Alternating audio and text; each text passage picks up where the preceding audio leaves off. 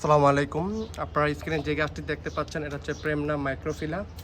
তো আমরা আজকে প্রেমনা মাইক্রোফিলা এই গাছটি রিপোর্টিং করব।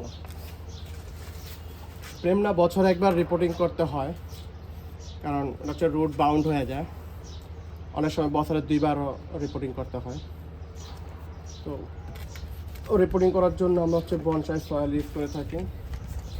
এখানে যে সয়েলটা দেখতে পাচ্ছেন এখানে পিউমিস আইস, তারপর ঝামা পাথর, ইটের কুচি, সিন্ডার, পাতা পচা, ধানের চিটা, বালি, বিভিন্ন কিছু ধরনের মিক্স এখানে রয়েছে। 14-15 উপাদান আমরা মিক্স করে দেন এটা বনসাই সয়েল হিসাবে ইউজ করি। তো আজকে আমরা এটা দিয়ে রিপোর্ট করবো। এর আগে আমরা এটা দিয়ে রিপোর্ট করেছি এবং সে সাথে ইউজ করি হচ্ছে গিয়ে অসমকট।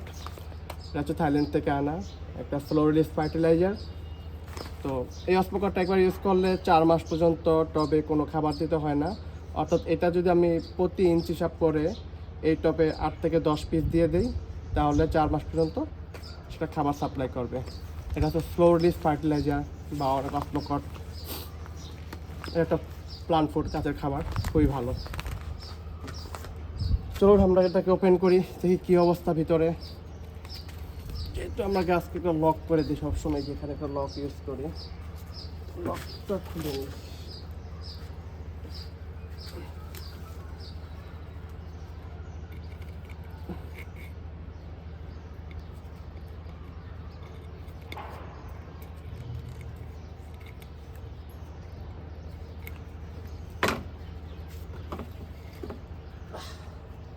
এই যে বলছিলাম না যে রুট বাউন্ড হয়ে যায়, দেখছেন কী অবস্থা। এই রুটগুলো যখন বাউন্ড হয়ে যায় তখন হচ্ছে গাছের গ্রোথ কমে যায়, গাছ দুর্বল হয়ে যায়, গাছের ডাল ডাইব্যাক করা শুরু করে। তো এই জন্য গাছকে সুস্থ রাখতে হলে প্রতি বছরে আমাদেরকে রিপোর্ট করে দিতে হবে। এই রিপোর্টিং করার সময় হচ্ছে আমরা এই যে শিকড়গুলো এগুলো ফেলে দিব, শিকড় ফেলে দিব, মাটি চেঞ্জ করে দিব, এখানে আরও ভালো মাটি দিব। হ্যাঁ, নেট ইউজ করছিলাম।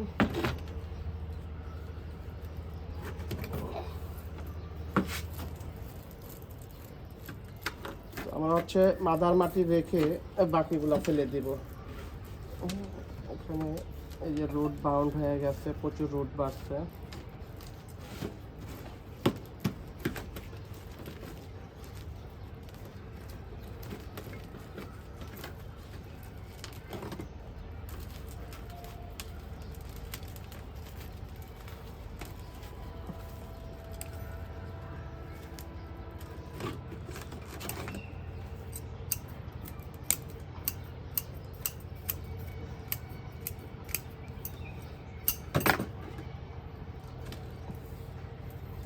লাচ্ছি শ্যামাইয়ের মতো।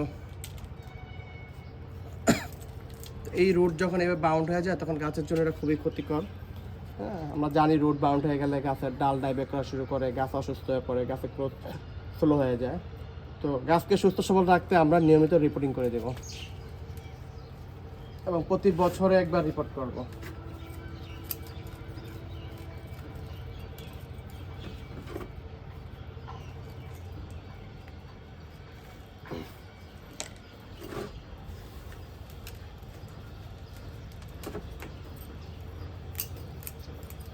আর গাছের রিপোর্টিং না করে যদি গাছের শিকড় ওই বাউন্ড অবস্থায় থাকে, আমি টপে যতই ফার্টিলাইজার দিই না কেন আমার গাছ কিন্তু গ্রোথ হবে না। হ্যাঁ, গাছ ভালো হবে না, গাছ আস্তে ডাল ডাইব্যাক করবে এবং একটা সময় মারা যাবে। শুধু গাছে ফার্টিলাইজার দিলে হবে না, গাছকে সঠিকভাবে সঠিক নিয়মে রিপোর্টিং করতে হবে, তাইলে গাছ ভালো থাকবে।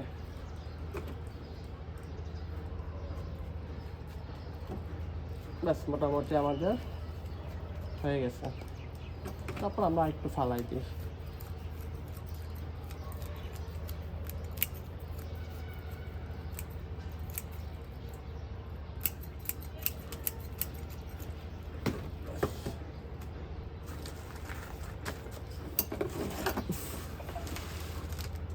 পুরোনো মাটিগুলো ফেলে টেবিলটা ক্লিন করে নেই।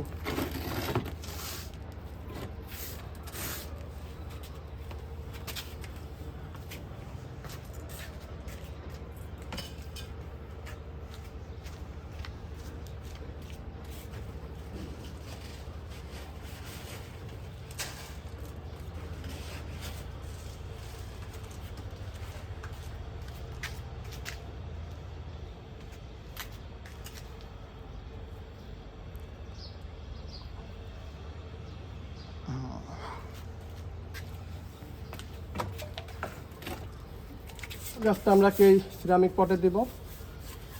এটা হংকংয়ের সিরামিক পট, খুবই সুন্দর একটা পট, আমার খুবই ভালো লাগে। তো আমরা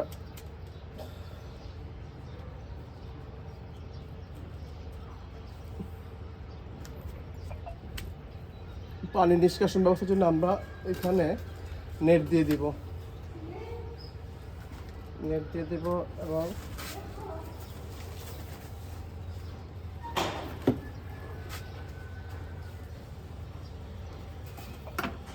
গাছকে লক করার জন্য, কারণ যেহেতু গাছ পাতলা পটে থাকবে, পড়ে না যায়, সেই জন্য আমরা এই ধরনের তার দিয়ে গাছকে লক করে দিব।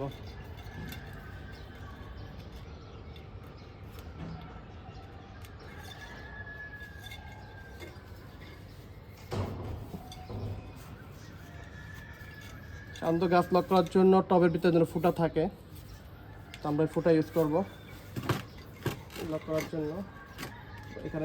এখানে নেট ইউজ করব। এবং পানি নিষ্কাশন ব্যবস্থার জন্য আমরা কি করব, এই ধরনের ছোটো ছোটো ইটের কুচি ইউজ করব প্রথম স্তরে।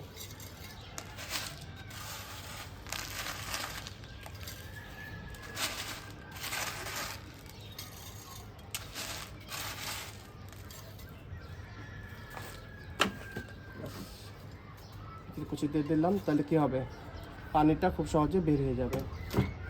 কারণ জানেন যে ওয়াটার লক করলে গাছ কিন্তু গাছের শিকড় পচে যায়, সেক্ষেত্রে গাছ মারা যায়।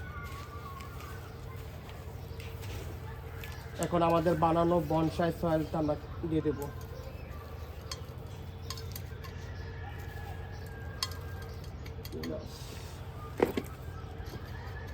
বনসাই সয়েল দিয়ে এখন আমরা যেটা করব, গাছের খাবার।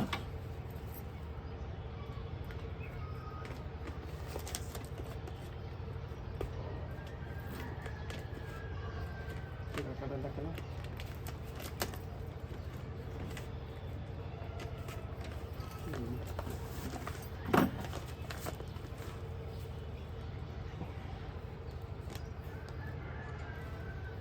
10-15 পিস দিয়ে দিলাম, হয়ে গেল। দেখো আমরা গাছটা বসাই দিতে এখানে।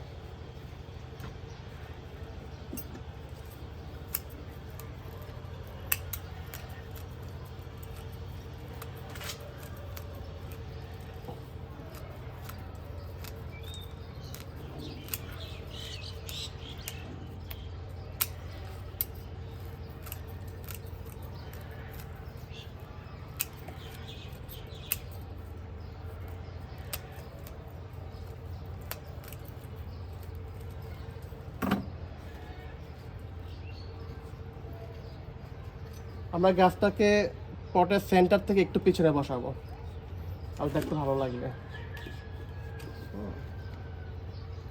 এবং সোজা হয়েছে কিনা দেখে নেব, সুন্দর করে সোজা করে বসাবো। তারপরে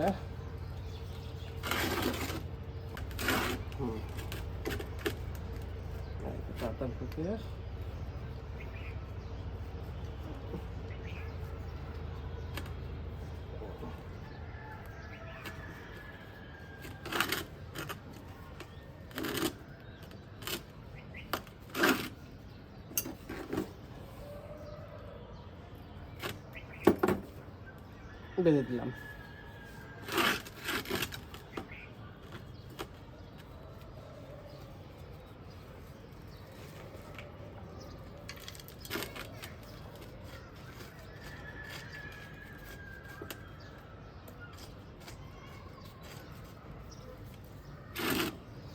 দেখতে হবে গাছটা আমার সোজা আছে কি না।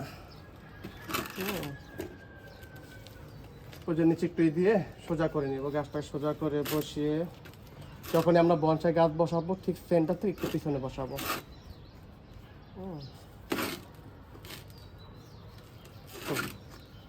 এখন আমরা বনসাই সয়েল দিয়ে দিব।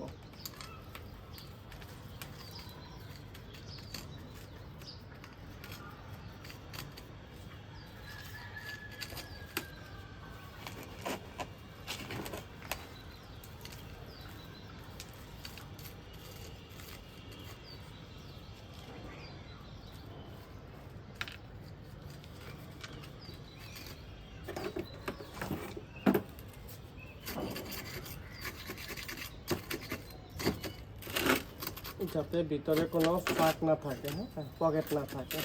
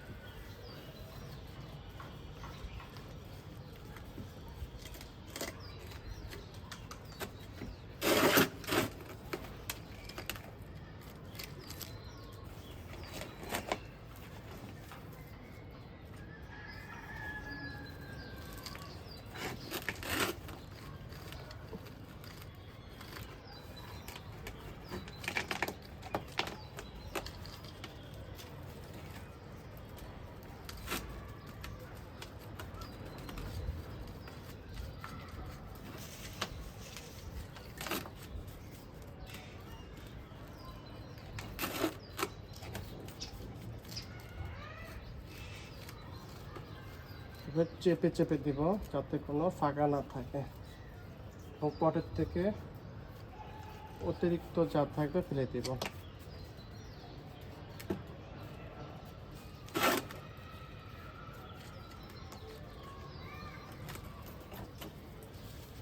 পানি দিলে যেন উপচায় না পড়ে। হ্যাঁ, এই তো সুন্দর রিপোর্টিং হয়ে গেছে আমাদের।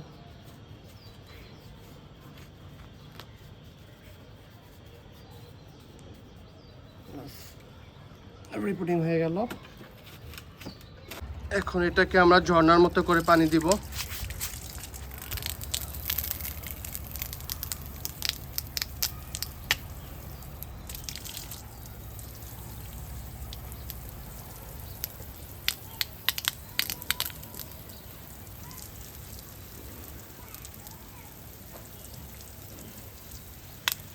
আচ্ছা, একটা কামিনী গাছ আছে।